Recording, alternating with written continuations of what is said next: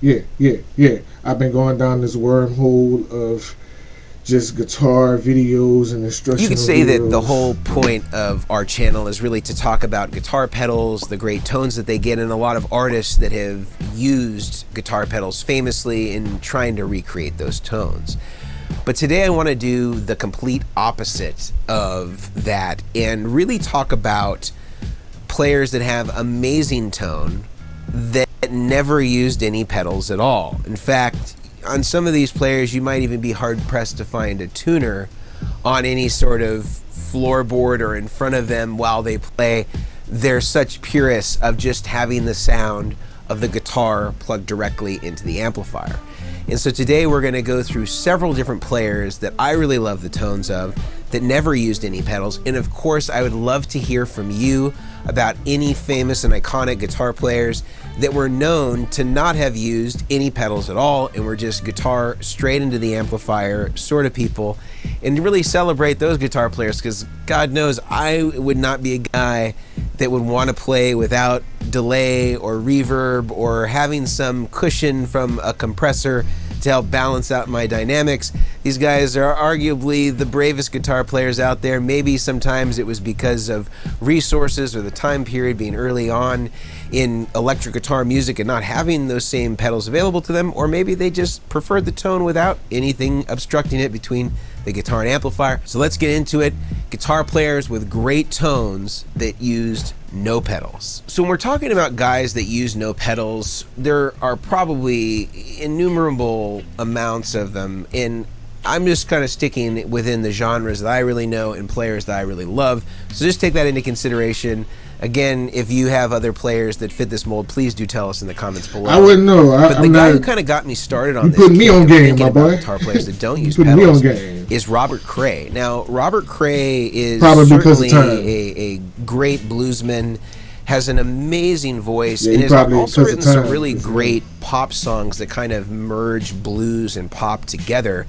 I'm thinking in particular about like the Strong Persuader era, and you can hear just Robert Cray strat into presumably a twin reverb, and maybe you're just hearing the only effect being on board the amp in terms of the reverb. I think on some of those songs in the 80s you might have heard some chorus potentially, but for the most part he was a guitar directly into amp guy. And even now when you look at his stage setup, it's usually a 2-amp setup. Maybe it's a Vibro King and a matchless, but the only foot pedal you see on the floor is a tuner and maybe a foot switch that's just changing reverb on and off or tremolo on and off, or maybe switching between a bright channel or something like that that's sitting on the floor. He's really pretty puritanical when it comes to the guitar, the sound of the amplifier, and nothing obstructing it in between. I want to play you one of my favorite Robert Cray tunes, which just exemplifies how great of a clean tone he gets, not only rhythm wise, but in terms of his solos. Just has all this beautiful quackiness, and I don't feel like I miss pedals at all. In fact, it would feel weird to hear Robert Cray using an overdrive pedal. If you wouldn't told me that, I would have thought he used pedals. So much developed around just the purity of the guitar signal. Just me being naive like that.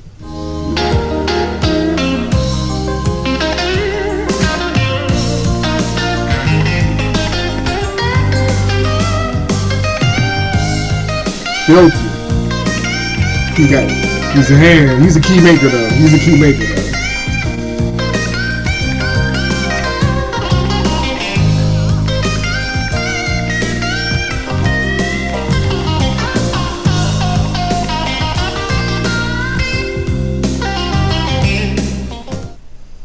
That was amazing. Again, Robert has, again, a beautiful voice, just a super rich and vibrant voice, and then pairing that with that bars, beautiful Stratocaster in kind of the 2 and 4 position, just absolutely sounds amazing with a clean amp. I absolutely love his tone.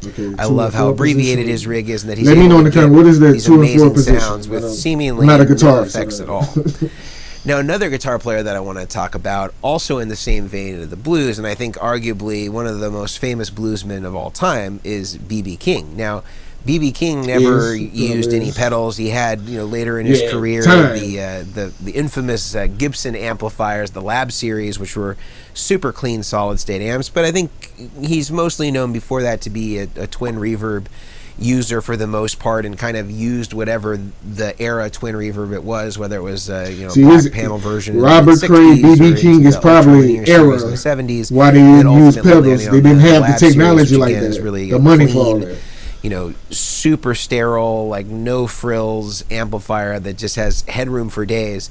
And whether you're talking about early BB King or 70s BB King or 80s and 90s BB King, up until his death, he was pretty much a bare bones guitar in, maybe some reverb, and really just relying on the dynamics of his instrument, changing the tone controls or the variotone on the guitar to maybe get some different sounds, whether that's thinner or thicker or brighter or darker, and making those adjustments and really relying on his fingers to bring through those tones. And obviously he's one of the most replicated guitar players amongst blues players, whether that's in today's music or even in music back then, where there was a lot of guitar players that are trying to emulate what BB King was doing. In today's Let's listen to a little BB King and what he's bringing to the table with that beautiful guitar tone, hearing a little bit of the Lucille into a clean amplifier. Let's hear it.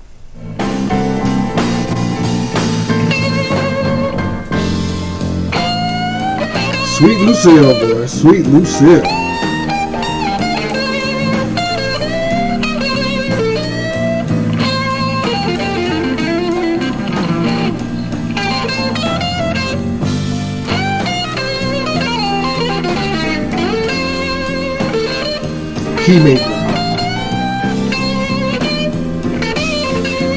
Keymaker to the gates where the bars fall from heaven.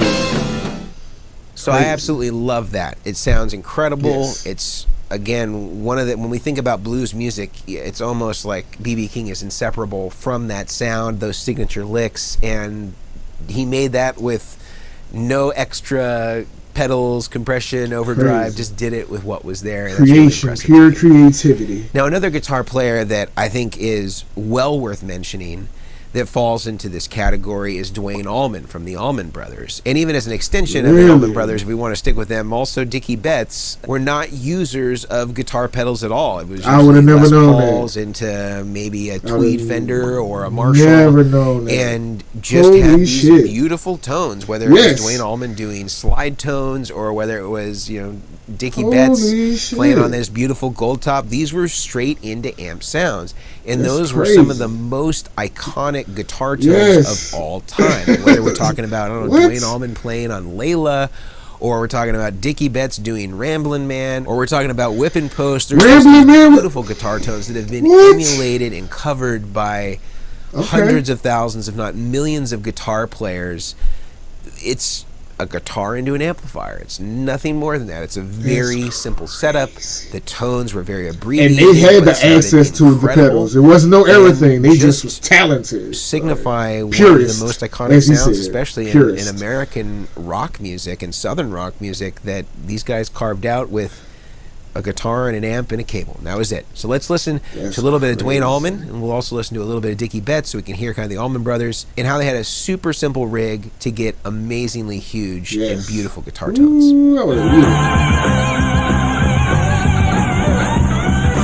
Can't tell you would think that's a pedal helping him.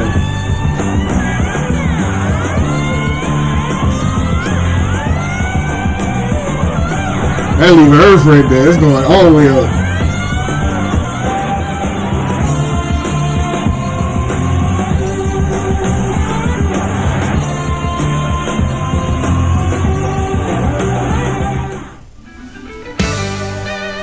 I was hoping he played Ramblin' Man.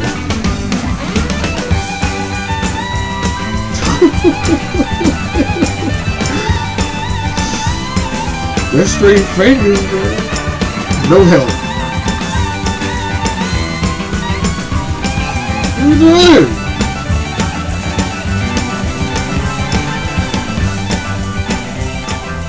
Crazy. Now, going to a degree of separation from the Allman.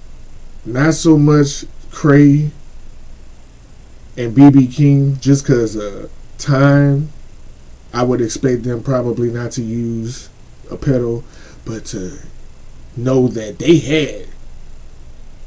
they was in the era where the pedals were in there and didn't use it. And did you hear those bars? They bar. Oh my god! Like, that's a good one. Like, the first two didn't surprise me, but Dickie Betts and the Allman Brothers, that shit. Pff, wow, amazing.